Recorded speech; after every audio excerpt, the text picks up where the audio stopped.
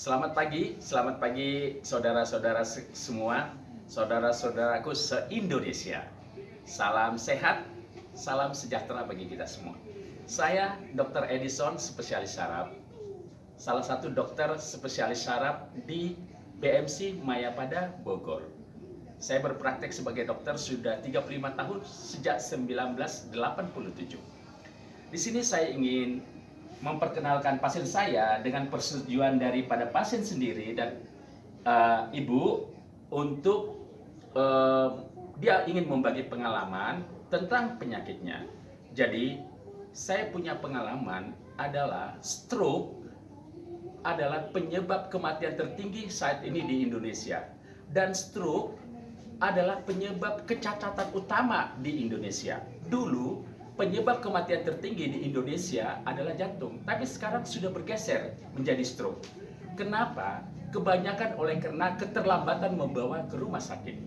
Jadi pada saat ini saya ingin menyatakan pengalaman daripada pasien saya ini, yang Pak Sahril Yusril, yang di layar lebar namanya adalah Hairil ya, yang membentangin film banyak, Emputan Tular dan yang lain-lain. Karena dia sebagai public figure dan juga ibu sebagai public figure, jadi mungkin ini suatu pelajaran bagi kita untuk kalau kita terkena gejala stroke, supaya cepat-cepat datang ke rumah sakit terdekat ya. Jadi kita tidak perlu harus ke luar negeri. Indonesia itu cukup ya, cukup bagus. Nanti dengar sendiri testimoni daripada Pak, ya nama layar lebarnya Pak Hairil ya, Pak Hairil. Nanti dia mau menjelaskan lagi. Silakan Pak Hairil nanti ini. Silakan dulu Pak Hairil, nama Bapak ini. Nama saya Hairil JM. Ya, alhamdulillah sekali saya bersyukur karena begitu saya kena stroke, saya cepat ditangani dengan baik. Ini sudah 2 kali saya kena stroke. Yang kedua kalinya. Kemudian saya dirawat benar-benar oleh Dr. Edison. Saya bersyukur sekali. Amin, amin. Biar Dr. Edison bisa menginginkan saya gitu.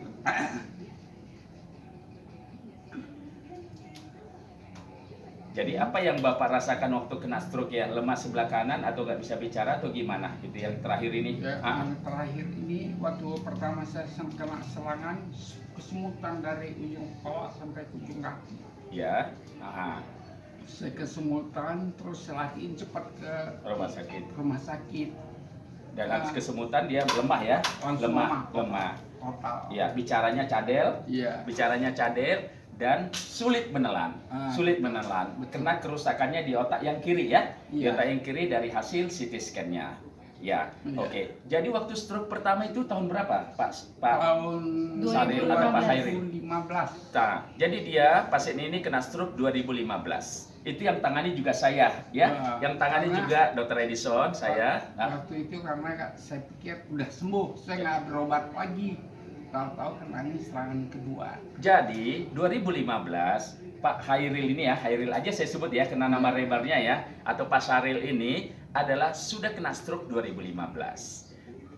Udah itu rutin ke saya berobat setiap bulan. Jadi obatnya saya kasih tiap bulan ya. Tetapi karena dia merasa sudah sehat, sudah enakan, dia tidak kontrol berapa lama, sehingga saat ini dia tahun 2023 Maret ini kena serangan stroke kedua. Jadi dia ingin menceritakan kepada kita semua supaya benar-benar kontrol rutin, karena paling juga obatnya cuma sekali sebulan ya. Datang juga kontrol sekali sebulan. Jadi yang terakhir dia adalah lemas sisi kanan, demam tinggi karena dia tidak bisa menelan ya Pak ya. Sulit menelan, keselak ya. Jadi saya mau ceritakan dulu sama Bapak ini adalah bintang film dan Ibu juga adalah seorang artis ya. Bapak mungkin ceritakan nama Bapak di sebenarnya atau di film dan film-film apa yang sudah diinikan supaya nanti masyarakat Indonesia itu bisa dengan keadaan Bapak yang sekarang itu mereka bisa dibantu dengan testimoni daripada Bapak. Terima kasih Pak. Iya, terima kasih. Nama saya Hairil JM. Saya cukup banyak membintangi film-film kolosal layar lebar maupun sinetron. Sinetron saya yang buat saya sakit itu Pangeran. Saya syuting 3 hari 3 malam, besoknya jatuh. Jadi waktu itu syuting, waktu sinetron Pangeran syuting 3 hari 3 malam ya, tanpa istirahat, tidak tidur, sehingga terjadi serangan stroke. Jadi saudara, saya ingin kasih tahu bahwasanya Tuhan menciptakan ada matahari terbit, ada matahari terbenam. Jadi jangan dilawan kodrat itu. Jadi kita harus ada istirahat. Karena banyak sekali pasien-pasien saya dengan usia muda serangan stroke oleh karena tidak cukup istirahat. Ya, tidak cukup istirahat. Jadi Tuhan sudah ciptakan itu semua. Karena tubuh kita itu bukan mesin. Mesin aja butuh istirahat. Kalau dia bekerja terus mesin itu, dia pasti ambruk ya, pasti rusak. Ya, gitu. Coba ceritakan lagi Pak, waktu itu gimana?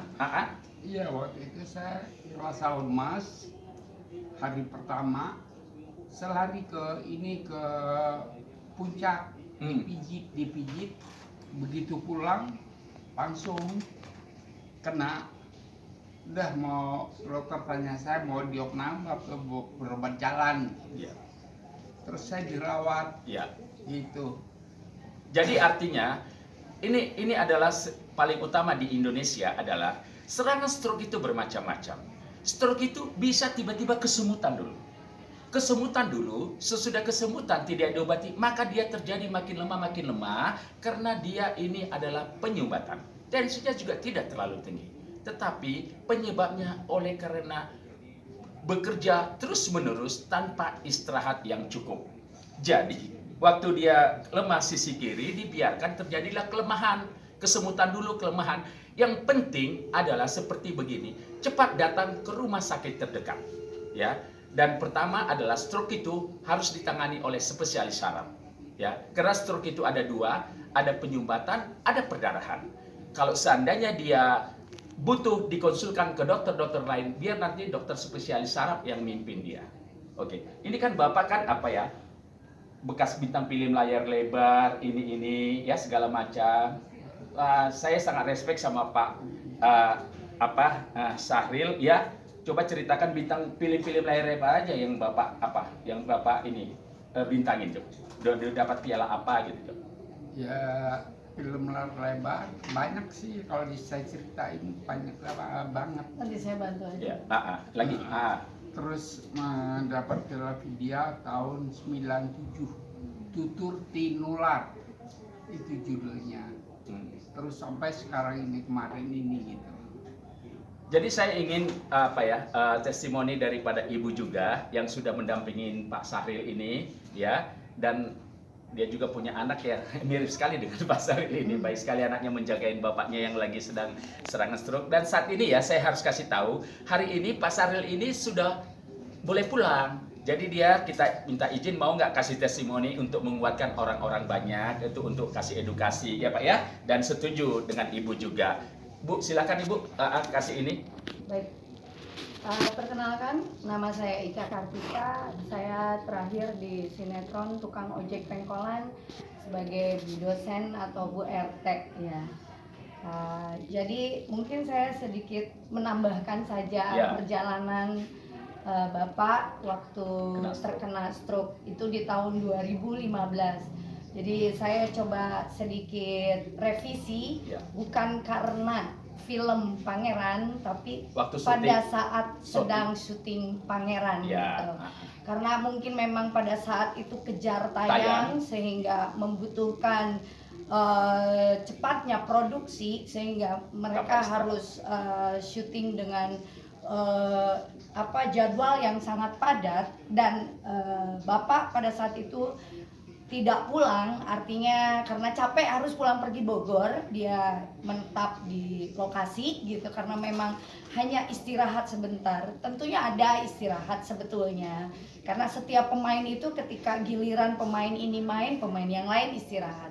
Hanya mungkin ada dari Bapak yang tidak menjaga pola makan ya, seperti misalnya Bapak saat itu sering makan yang bersantan, sering minum yang manis-manis. Bapak punya riwayat diabetes, ada gulanya.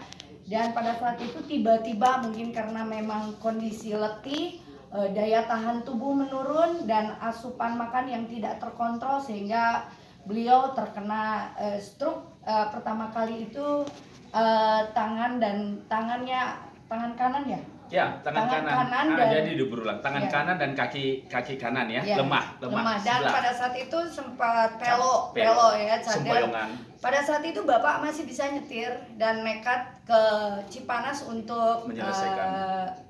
urut ya, karena urut, ya. untuk urut. Tapi saya waktu itu Bapak menelpon saya pengen bicara sama anak, terus saya bilang kenapa kok ini pelo? Kok bicaranya cadel? Bapak bilang ya mungkin ini kena stroke, karena pada saat itu alhamdulillah juga Bapak tuh karena ada pernah mendengar pengalaman bahwa kalau kena stroke pada saat itu belum sempat ke rumah sakit itu ada tekanan darah ditusuk ya. Bapak melakukan itu sehingga ada darah yang bisa dikeluarkan dari tangan, terus saya langsung udah ke rumah sakit aja. Dan pada saat itu saya kebetulan sedang sedang berada di Bogor, dan saya coba cek dan alhamdulillah teman memberikan referensi BMC dengan Bapak Edison untuk dokter sarafnya. Ya. Saya bilang minta dokter terbaik gitu.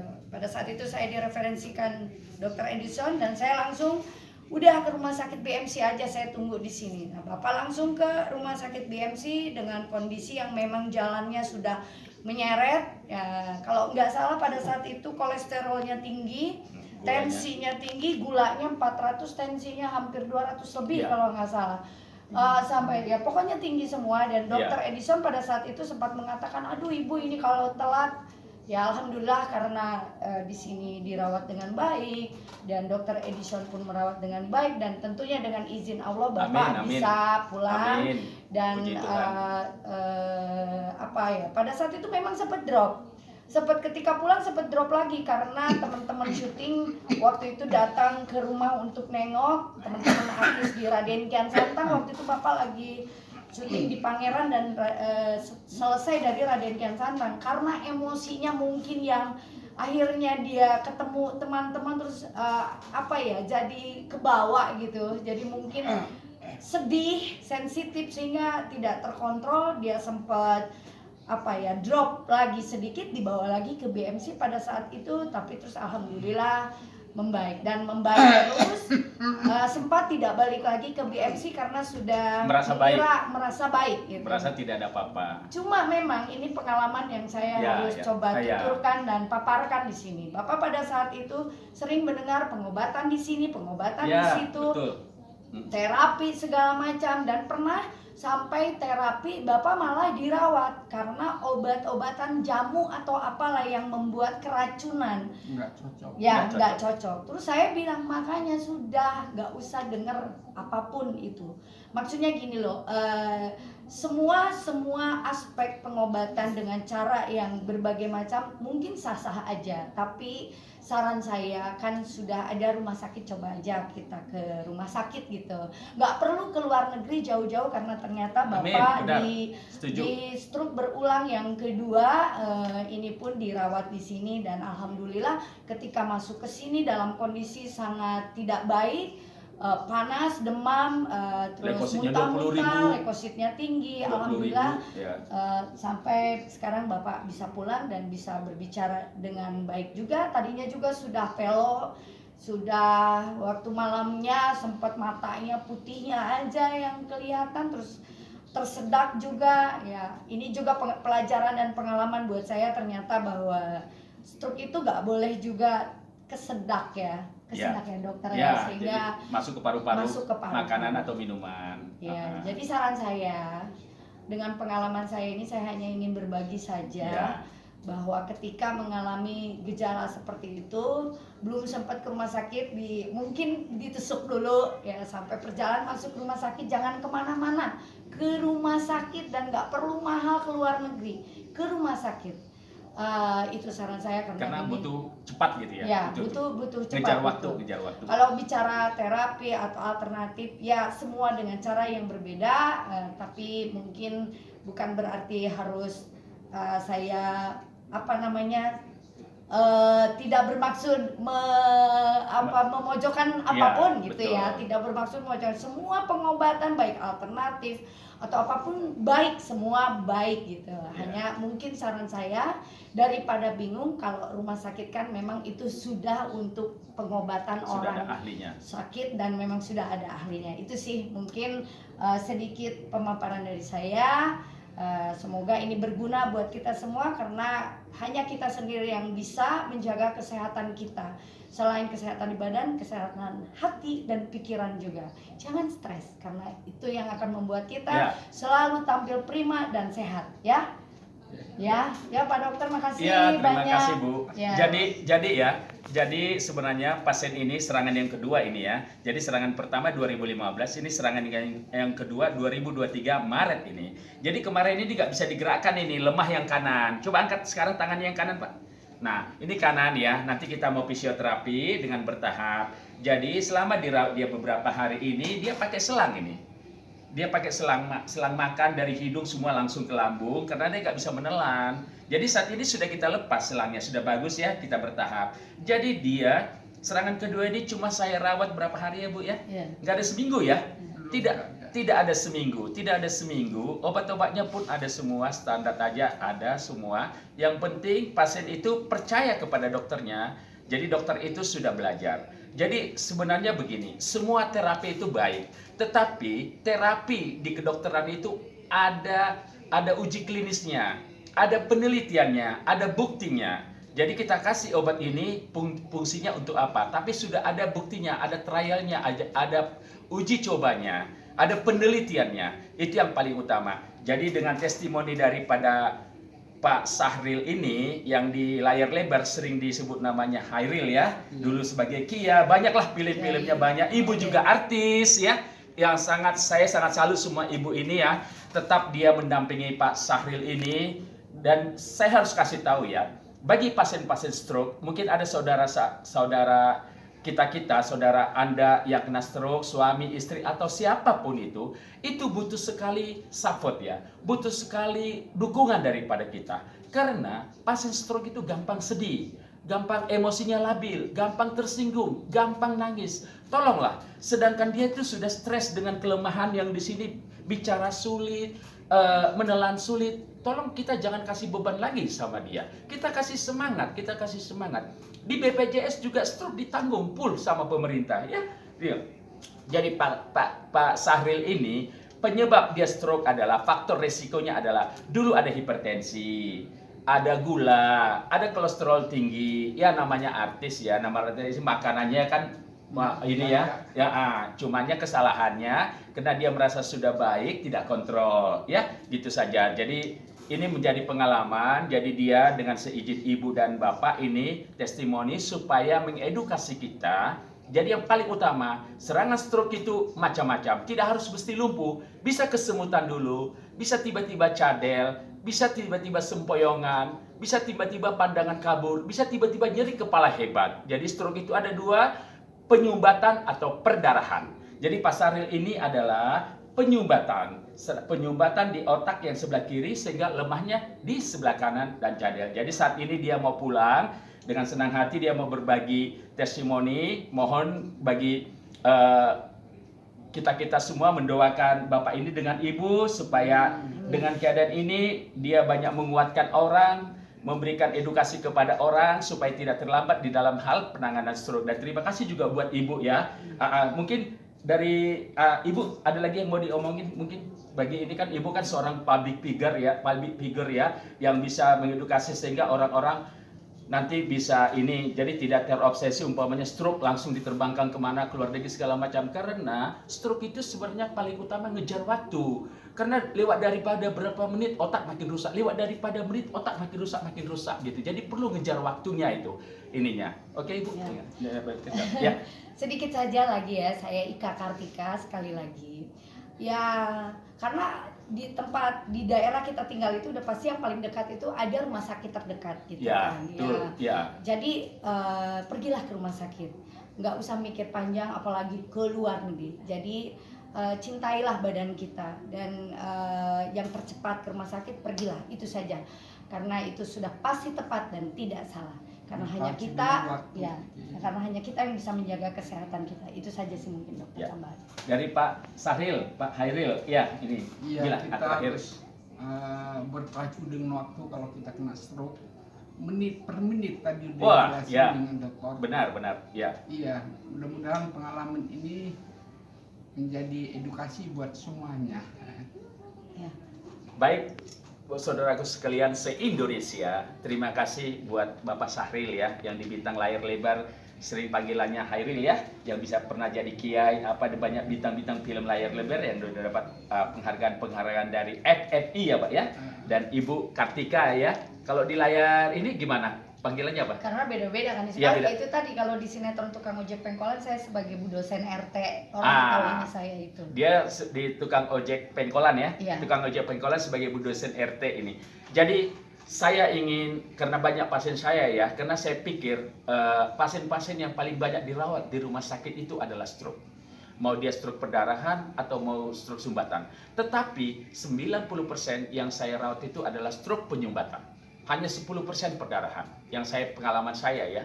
Jadi dengan ini saya ingin mengedukasi kepada kita bahwasanya supaya kita lebih mengenal secara dini gejala-gejala stroke sehingga tidak terlambat, sehingga untuk menghindari kecacatan ataupun kematian ya. Jadi dengan banyaknya permintaan pasien kepada saya untuk memberikan edukasi tentang stroke, mungkin nanti di YouTube saya selanjutnya nanti saya akan berikan edukasi supaya mereka tahu ya. Jadi bukan berarti kalau sudah tidak ada gejala sama sekali kita tidak kontrol, harus kontrol ya, karena ada hipertensi harus dikontrol, jadi namanya tetap hipertensi terkontrol. Ada gula juga ada, obatnya murah kok, yang penting ketaatan kita semua. Paling utama adalah kita harus cukup istirahat ya, cukup istirahat ya, karena tubuh kita itu bukan mesin aja butuh istirahat. Jadi kita harus tahu itu. Harus salah satu dari WHO juga untuk mencegah stroke berulang atau untuk mencegah stroke adalah tidur cukup, istirahat cukup minimal 7 atau 8 jam satu hari. Terima kasih, saya Dr. Edison, spesialis saraf dari Bogor. Semoga kita tetap sehat.